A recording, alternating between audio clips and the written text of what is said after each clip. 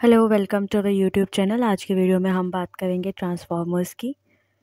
ये एक ऐसा डिवाइस है जो इलेक्ट्रिसिटी का वोल्टेज बढ़ाता या कम करता है ताकि पावर सप्लाई एफिशिएंट हो सके। वीडियो स्टार्ट करने से पहले मैं आप सबसे एक सवाल पूछना चाहती हूँ कि अगर ट्रांसफार्मर ना हो तो हमारे घर तक इलेक्ट्रिसिटी कैसे पहुँचेगी या कैसे पहुँचती। तो चलिए इस वीडियो में जानेंगे। तो सबसे पहले जानते हैं ट्रांसफार्मर क्या होता है। ट्रांसफार्मर एक इम्पॉर्टेंट डिवाइस है जो किसी भी वोल्टेज को स्टेप अप या स्टेप डाउन, हमने कहा बढ़ाने या कम करने में एक बढ़ाने या कम करने में काम में आता है, चाहे वो वोल्टेज और करंट हो, उसकी फ्रीक्वेंसी चेंज किए बिना। तो ट्रांसफार्मर अगर हम दिखाएं तो आप सबने अपने घरों में अपने घरों के आसपास अपनी लोकेलिटी में ये देखा होगा। इस तरह का ये दिखता है। ये इसके कुछ एलिमेंट्स है जैसे कंजर्वेटर टैंक हो गया, ब्रीथर हो गया, रेडिएटर हो गया, ट्रांसफार्मर का ऑयल कोर, उसकी विंडिंग, ये ऑयल गॉज हो गया, ये एक्सप्लोशन वेंट हो गई, बशरिंग एंड मेन टैंक। तो अब जानते हैं जैसे हमने अभी इनके पार्ट्स के बारे में डिस्कस किया, अब हम इनके पार्ट्स को थोड़ा डिटेल में पढ़ेंगे। तो जैसे हमने ये देखा, ये है ट्रांसफार्मर का ओवरव्यू। प्राइमरी वाइंडिंग जहाँ पे करंट वोल्टेज होती है, और ये सेकेंडरी वाइंडिंग यहाँ पे सेकेंडरी करंट और सेकेंडरी वोल्टेज होती है।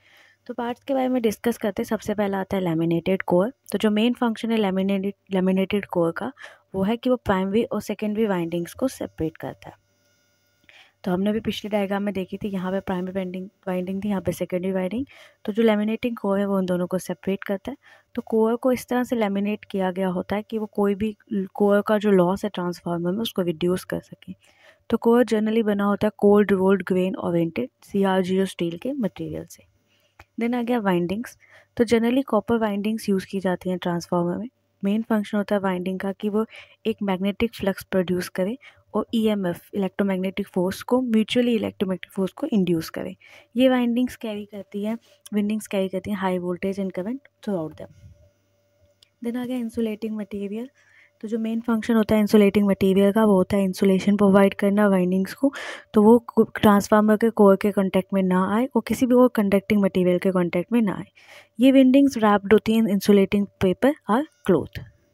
देन आ गया ट्रांसफार्मर ऑयल। जो मेन फंक्शन है ट्रांसफार्मर ऑयल का वो है कि वो इंसुलेशन प्रोवाइड करे as well as cooling agent का भी काम करे, क्योंकि उसकी केमिकल प्रॉपर्टी और डाई इलेक्ट्रिक स्ट्रेंथ उसे ये करने में हेल्प करती है।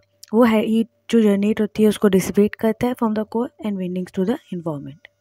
देन आ गया कंजर्वेटर टैंक। तो जो मेन फंक्शन है कंजर्वेटर टैंक का वो एक्स्ट्रा स्पेस प्रोवाइड करना, ताकि हम ट्रांसफार्मर ऑयल के इकट्ठा कर सकें जब भी ऑयल एक्सपैंड हो, और ट्रांसफार्मर को क्या कहते हैं, जब भी हीट ज़्यादा हो जाए, टेम्परेचर ज़्यादा हो जाए, तो जो उस टाइम पे ऑयल निकलेगा उसको इकट्ठे करने का काम करता है आपका कंजर्वेटर टैंक। देन आ गया बुशर्स रिले। तो जो मेन फंक्शन होता है इसका वो होता है ट्रांसफार्मर को किसी भी इंटरनल फॉल्ट से बचाना, जैसे कोई इंटरनल फॉल्ट हो गया, कोई शॉर्ट सर्किट हो गया, उससे बचाने का काम करता है बुशर्स रिले। ये ऑकरेंस किसी भी फॉल्ट का कोई होने के पहले ही डिटेक्ट कर लेता है और एक अलार्म सर्किट जनरेट करता है। देन आ गया ब्रीथर। तो जो मेन फंक्शन है ब्रीथर का वो है मॉइस्चर को प्रिवेंट करना, ताकि वो ट्रांसफार्मर में एंटर ना हो जब भी ट्रांसफार्मर की ब्रीथिंग साइकिल चल रही हो। तो उसमें एक सिलिका जेल होता है जो मॉइस्चर को ऑब्जर्व कर लेता है हवा से, और ट्रांसफार्मर ऑयल को प्रिवेंट करता है कि वो ना कॉन्टेमिनेट हो और उसके सारे इंटरनल पार्ट्स बच जाए। देन आ गया कूलिंग ट्यूब्स।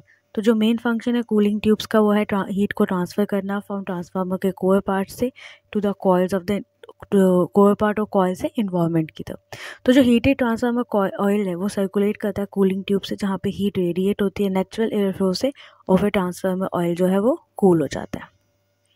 Tap changer.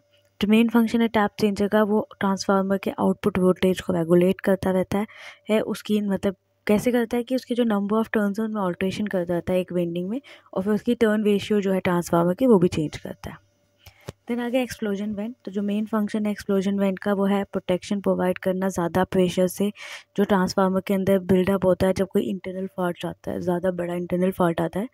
तो ये अलो करता है releasing hot boiling transformer oil, कि वो किसी भी तरह के एक्सप्लोजन को अवॉइड कर सके।